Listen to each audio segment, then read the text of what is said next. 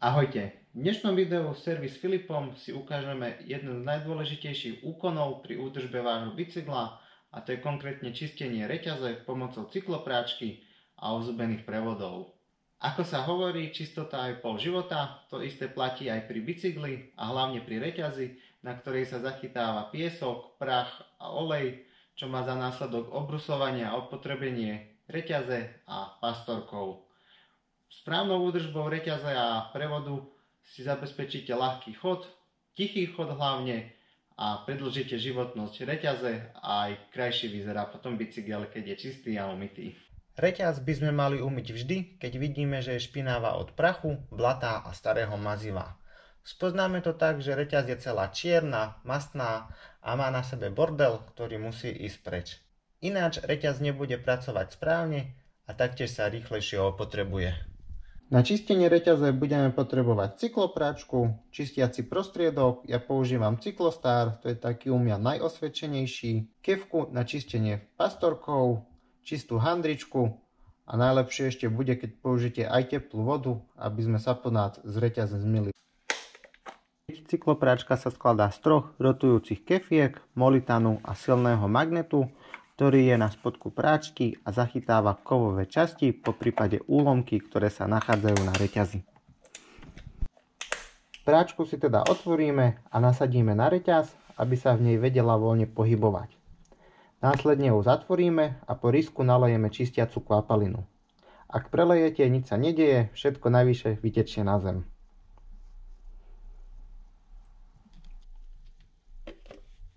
Kvapalinu máme naliatú a už nám ostáva len točiť a točiť, aby sa čistiaca kvapalina dostala všade a kefky nám vyčistili reťaz.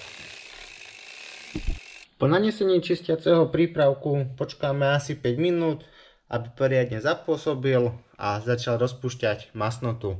Ako môžete vidieť, tak tu sa to už celkom chytá a masnota sa pomaličky, ale isto rozpúšťa. Pokiaľ čistiaci prostriedok zaúčinkuje, môžeme si zatiaľ vyliať špinavú kvapalinu. Vidíte, ako sa rýchlo zašpinila, a naliať teplú čistú vodu, ktorá nám pomôže rozpustiť nečistoty. Čistiaci prostriedok už zaúčinkoval a môžeme sa ho teraz zbaviť aj z reťaze.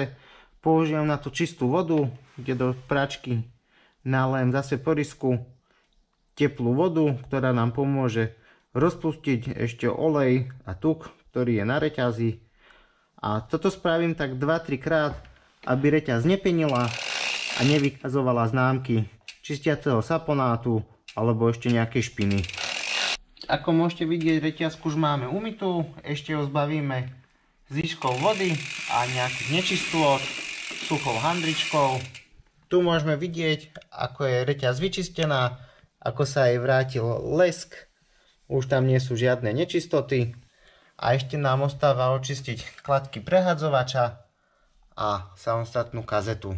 Na čistenie kladiek môžeme použiť čistiaci prostriedok, ktorý nanesieme na kladku aj na kazetu. Necháme zapôsobiť a následne pomocou handričky si kladku aj kazetu poriadne do sucha a dočista povytierame. To isté spravíme aj s prevodníkom.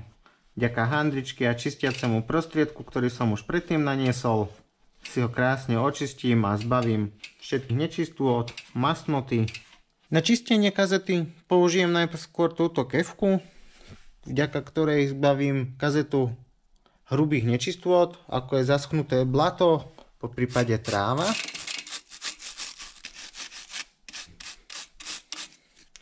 Má to aj tento šikovnejší druhý koniec, ktorý sa dostane hlbšie medzi jednotlivé pastorky.